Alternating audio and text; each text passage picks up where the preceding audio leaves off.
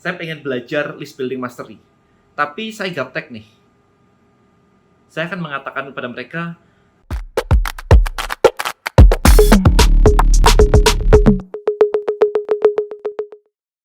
alright guys, video kali ini saya pengen ngobrolin tentang mental block. Ya jadi banyak banget yang menghambat kita, menghambat Anda semua. Itu ternyata bukan kejadian yang sebenarnya. Itu ternyata cuman sekedar mental block. Nah, gimana caranya? Jadi ada banyak banget kalau Anda nonton video saya sebelumnya tentang video untuk orang gaptek nih.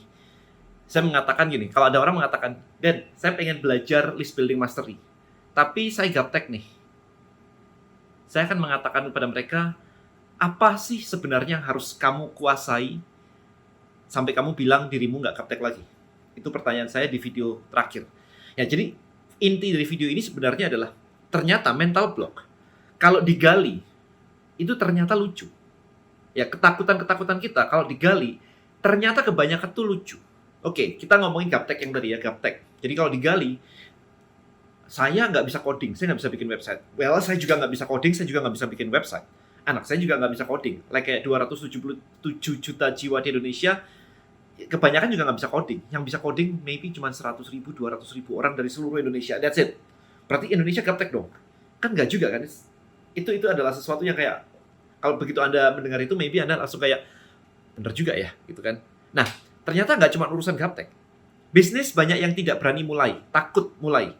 Saya ngajar di inkubator saya, Idea Cloud Incubator, sama juga. Dan saya mau mulai bisnis, saya udah punya ide bisnis nih. Tapi saya takut gagal. Saya bilang, ini kemarin bukan di Idea Cloud, ini kemarin ada di sebuah komunitas bisnis. Ada yang bilang gitu, saya takut gagal. Saya nanya, emang kamu pernah berhasil kah? Kalau kamu belum pernah berhasil, terus kalau gagal itu kan kayak hari ini kan, berarti harusnya nggak ada ketakutan apa-apa, karena kamu sekarang hidupmu menjalani sesuatu yang sebenarnya belum berhasil. Kebayang ya? Kalau berhasil kan jadi ini, sekarang belum. Jadi kalau nggak berhasil kan berarti ya balik kayak hari ini ya. Terus apanya yang ditakutin nih kalau kayak begitu? Nah ini sometimes yang bikin orang kayak, mereka langsung kayak, bener juga ya apa yang saya takutin ya. Jadi Anda takut mimpi Anda tidak tercapai sebenarnya. Anda takut mimpi Anda itu tidak tercapai. Nah mimpinya udah indah. Mimpi berhasilnya udah indah sekali. Tetapi kalau misalkan sampai itu gagal, nah itu jadi problem. Gitu kan sebenarnya kan. Nah itu yang harus dipelajari sebenarnya. Anda harus menggali ketakutan sebenarnya itu apa. Nah kemudian ada lagi yang kemarin tuh di kelas juga, Dan kalau saya bikin produk ini, kompetitor saya kayak gitu, saya ntar dibilang niru nih. Saya bertanya kembali ke dia, selama ini ada nggak yang bilang niru? Belum sih gitu. Ya udah, so what gitu kan? So what? Toh Anda tidak benar-benar menjiplak sebuah copyright orang lain, itu nggak boleh. Ya, menjiplak copyright orang lain nggak boleh. Tapi kalau Anda cuma melakukan hal yang sama, sana jualan skincare, kamu jualan skincare, apa yang niru, semua kan juga melakukan hal yang sama. I think brand skincare di Indonesia maybe ada ratusan atau ribuan kali. Satu sama lain meniru satu sama lain. Habis itu dimodifikasi. Bukan meniru sama persis logonya, sama persis desainnya, sama persis. Itu meniru namanya. Tapi kalau cuma teknologinya kurang lebih mirip, Anda menakut-nakuti diri Anda sendiri dan berhasil. That's the problem. Oke, ada yang bilang kemarin, Dan aku mau bikin konten, takut dikatain kontennya nggak jelas gitu, dikatain jelek gitu. Saya nanya lagi ke dia, siapa yang sudah pernah mengatakan kontenmu itu jelek? Nggak ada sih.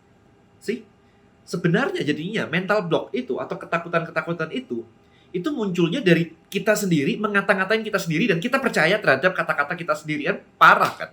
Nah artinya adalah kenapa Anda tidak mengata-ngatai diri Anda sendiri dengan hal-hal yang positif sampai Anda percaya, saya orang sukses, saya keren, saya ganteng misalkan, dan Anda percaya, kan PD-nya langsung beda nih. Nangkap ya maksud saya? Kenapa Anda mengata-ngatain diri Anda sendiri dan percaya sendiri, habis itu mau lepas dari kata-kata sendiri, kan ngerepotin diri sendiri ya. Kayak muter-muter, gak ada orang lain, ditanyain siapa yang ngatain, orang lain siapa coba? Gak ada. Kayak otak Anda bener-bener jago banget menakut-nakutin diri sendiri. Ada yang bilang kayak, Dan saya mau kayak gini nih, nge-vlog kayak begini nih, tapi saya takut sama kamera. Saya tanya balik nih, takut sama kamera, berarti kalau masuk ke toko kamera, lu takut tuh sama kamera, malu sama kamera tuh, kalau masuk ke toko kamera? Enggak sih. So, Anda mesti gali teman-teman, takut, gaptek, dan yang lain-lain, malu, takut dikatain ini, itu sometimes atau most of the times ya, kebanyakan itu cuma surface levelnya aja, cuman kayak semacam di lapisan luarnya aja. Anda harus gali sebenarnya apa sih sebenarnya yang dilindungi oleh kata-kata Anda tadi. Otak Anda tadi mau melemparkan kata-kata takut, malu, gaptek, whatever, apa sih sebenarnya yang dilindungi? Anda cari tahu akarnya di situ. Gali terus, apa pentingnya? Kemudian kalau siapa yang pernah ngatain Anda dan sebagainya, Anda gali itu satu-satu. Karena dari situ barulah Anda bisa mengerti bahwa sebenarnya Anda tidak takut apa yang Anda katakan tadi. Anda tidak gaptek. Ya kalau belum pernah belajar, nggak bisa, itu oke, normal. Nggak tiba-tiba ngata-ngatain diri kita gaptek. Maybe Anda cuma malas. Maybe.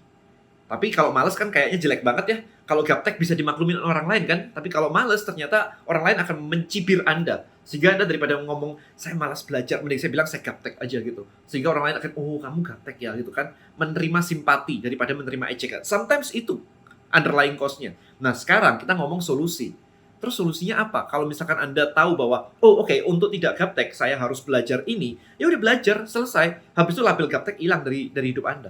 Atau bahkan dari awal jangan pernah sekali-sekali menyebut Anda label something, gaptek dan sebagainya. Mending kayak saya siang-siang kayak begini, syuting ini siang biasanya saya bilang saya lapar. Jadi habis syuting, saya selesai, saya upload, saya makan. Selesai. Lapar saya hilang dalam hitungan kayak berapa menit doang, 15 menit, lagi hilang itu. Tapi kalau Anda melabel diri dengan hal-hal yang negatif, melepasnya kan lama ya. Ribet lagi kalau Anda nggak ngerti caranya. So, itu tadi teman-teman. Jadi, Anda gali. Misalnya ada orang yang mengatakan, aduh, hidup tidak enak sekali ya, gitu. Oh, bagus dong. Berarti kamu tahu caranya untuk maju, karena hidupnya sekarang belum maju sama sekali. So, tinggal permanen reframe. Semua orang membenci saya. Tanya balik, siapa? Akhirnya dia nyebutin cuma satu orang. Ya elah, cuma satu. Kirain semua orang sedunia, ada 7 billion people in the world membenci Anda. Ternyata cuma satu. Gak ngefek lah ya. Sekian persen doang. 0,00 sekian persen. So, reframing ini adalah sebuah skill. Menggali tadi adalah sebuah skill yang harus Anda latih terus-terusan supaya Anda jadi kritis. Supaya Anda jadi tahu. Dan gunanya bukan untuk mengkritisi orang lain, teman-teman. Gunanya adalah untuk self-development supaya diri Anda bisa berkembang. Supaya Anda tidak lagi kejebak urusan kecil. Kita urusan masih banyak loh. Gimana caranya lawan kompetitor, gimana bikin funnel, gimana storytelling, gimana branding, gimana marketing, gimana hire team. Alah, repot ngurusin diri sendiri kan buang waktu ya. Itu mungkin alasan terbesar kenapa banyak orang di luar sana nggak maju-maju. Karena ngurusin diri sendiri nggak bisa. Boro-boro ngurusin orang lain, bikin perusahaan, bikin company, bikin networking. Ngomongan sama diri sendiri aja berantakan. So, I think itu aja video saya kali ini. Semoga dari sini Anda jadi paham.